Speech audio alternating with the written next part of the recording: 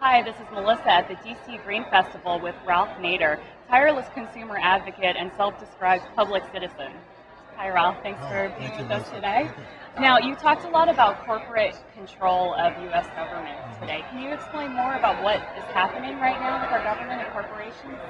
Well, our government is taking over. I mean, every department and agency, the most powerful influence outside and inside are corporate, big corporations, whether it's Department of Interior, Agriculture, Food and Drug Administration, Department of Defense. So the citizens have lost any kind of control over their government. And that's why the taxes are shifted to them and away from these corporations. That's why we get into wars that corporations profit from. That's why they privatize or corporatize governmental functions like Halliburton, et cetera. And there goes our democracy. Corporations work overtime trying to restrict access by injured people to the courts. They corrupt politicians. They buy elections. They put their own officials in high government positions. It's just on and on. If we don't strip the corporation of its constitutional rights to engage in politics, elections, and lobbying, because it's not a human being, then there's no equal justice under the law, and people cannot deal with this kind of global corporate power that has all these privileges and immunities. And one way they've gotten the privileges is through they're set up as a person, as a corporation, as a person. And then also, how do the political parties and the media play a role in this Well, they're basically the agents of these corporations. You got the two parties increasingly funded by the same commercial interests, and that's why people don't get full health insurance like most Western countries. That's why they don't get a living wage. Here it is, 2007. You got millions and millions of people making less than $10.50 an hour before deductions. Walmart wages. That's why you have elections where people don't have adequate choices. It's just Republican or Democrat. The way they redistrict and gerrymander the district, they don't even have two-party choices in most districts. And do you think Americans have been aware of this shift? Do you think that they care? Do they feel empowered to do anything about it? Well, they know what's going on. They know who runs this country. A Business Week poll in 2000 had 72% of the people say corporations have too much control over their lives. And that was before the Enron, WorldCom, Wall Street corporate crime wave that looted trillions of dollars of their pensions and their investments. But they feel powerless. People starting in elementary school, they're taught to believe more than think, and they feel they don't matter and they don't count. They can't fight City Hall or Exxon.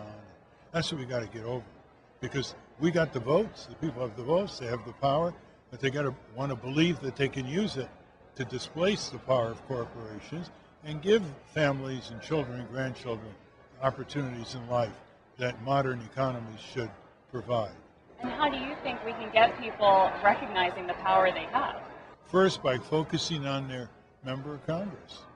There are 535 members of Congress, that's all. 1,500 corporations pretty much get their way with most of them. But we're millions of people. The corporations don't have any votes. They have money. But why do members of Congress like their money? To get votes. So we organize the votes and create full-time Congress watchdog clubs in each congressional district. Like you have a bridge club, a bowling league. People have a hobby.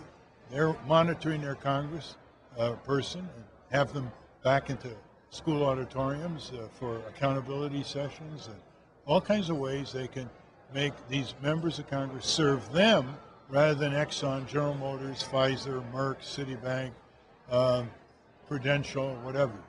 And what shifts in the system would you propose that really need to happen? Public funding of public campaigns. That's number one.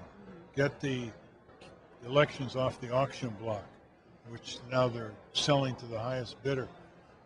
Expand the rights of workers to form trade unions. And above all, make it easy for people to band together when they have a gripe, whether it's insurance policyholders, bank depositors, food eaters, you name it. You got to make it easy for people. Right now, governments make it easy for corporations to organize, and they give them all kinds of tax breaks. They don't make it easy for citizens to organize. We have a website called citizen.org.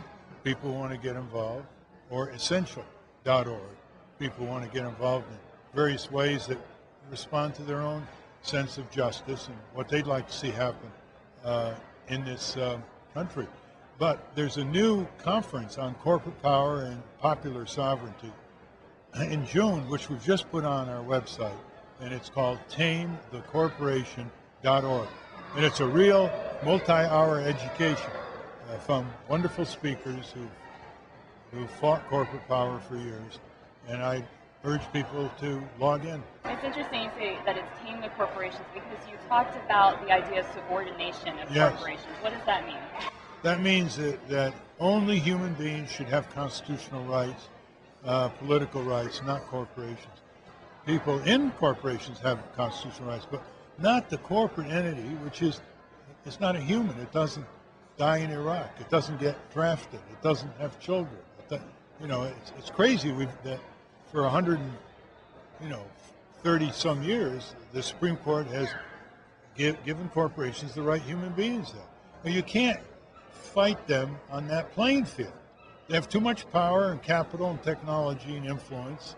And then when you add they have all the rights we have, except voting, what chance do people have? That's what I mean by subordinating the corporate entity so that the people are sovereign, not corporations. And so voting is a real key tool of power for people. What do you think about this next election coming up as far as the choices that citizens and voters have? There's not much choice. The only ones that are really focusing on corporate power is Dennis Kucinich, a little bit Edwards. I like it when he said it doesn't help to replace a corporate Republican with a corporate Democrat. That's sort of a hint about Hillary Clinton, who was subject of a cover story on Fortune magazine, and the title was a few weeks ago. Listen to this: "Why Big Business Loves Hillary." Fortune magazine. So should voters be afraid when they see headlines like that for their candidates? Yeah, indeed, because you're electing a corporation. You're not electing someone who'll fight for you, who'll be on your side. They'll give you a lot of pretty sounding words and slogans, flatter you, but they're not on your side when the chips are down. Yeah, and I understand you won't run again, but will you be involved in some way in advocating activism or voting or some role during the election cycle? Oh, I didn't say I wasn't going to run again. Oh, okay. I said My mistake. I would decide one way or the other before the end of the year. Okay, so it's possible there Yes, may be an announcement it's that comes possible, out. yeah. Well, with that possibility, you got a lot of flack from Democrats and other Yeah. people, almost as though the idea of having a third or fourth or fifth party candidate is undemocratic. That's what we got to get over. The two parties do not own all the voters. We need more voices and choices. Historically, aren't we glad there was an anti-slavery little party in the 19th century, a women's right to vote little party? Aren't we glad that some voters voted for them instead of the least worst between the Whig Party and the Democratic Party? And that's what we got to get over, this idea that people have two choices that are increasingly alike and they have to choose least worst. Well, back to the Green Festivals, it's Yeah. a lot about choices and alternatives Yeah. for people, and you've been really wonderful here inspiring attendees. Yeah. What brings you to the Green Festivals? Well, because it represents the way the economy should go. Kind to the environment, kind to health and safety, good products, small businesses, a lot of co-ops, some worker-owned businesses, solar energy, organic food. These are the things that matter. So they represent where our economy should really go. So they're living examples.